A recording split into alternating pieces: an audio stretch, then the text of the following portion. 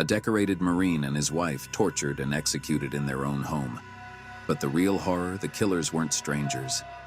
They were his own men. Why did they betray him? Was it greed, revenge, or something even more sinister? Stay with me as we uncover the chilling truth behind the murder of Jan and Quiana Pietrzak. Jan Pietrzak was a proud Marine Corps sergeant, serving his country with honor. He had recently married the love of his life, Quiana. They had dreams, a future, a home filled with laughter. Until one night, everything changed. What happened? Inside their home in Winchester, California, was nothing short of a nightmare. Jan Pietrzak was a 24-year-old Marine sergeant stationed at Camp Pendleton.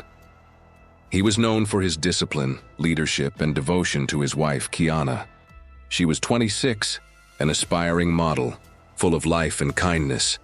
Their love crossed racial barriers, and despite challenges, they built a strong, loving home. But did their interracial marriage make them a target? Did someone hold a grudge? October 15, 2008.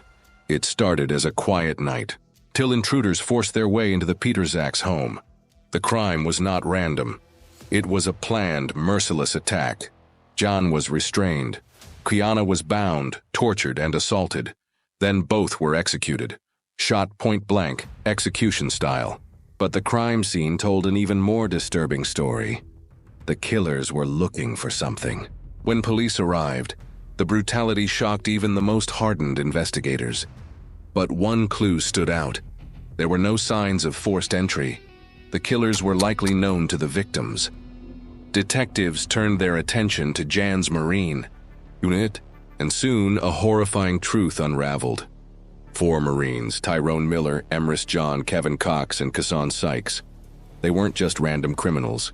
They were Jan's own subordinates from Camp Pendleton. The very men he led, trained, and trusted had turned into his executioners. But why? What was the motive? Investigators uncovered the dark truth. This wasn't just about money.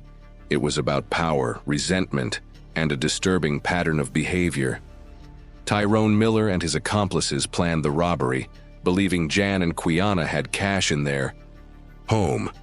But was there something more? Jan, as a Marine sergeant, had authority over them. Did jealousy or resentment play a role? And then there was the racial aspect. Was their interracial marriage a factor in this brutal, hate-fueled crime?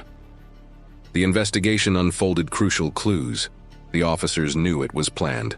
But how did they track down the killers? First, detectives noticed there was no sign of forced entry. This meant the killers either had access or were let in. That immediately narrowed down the suspects. The victims were executed at point-blank range.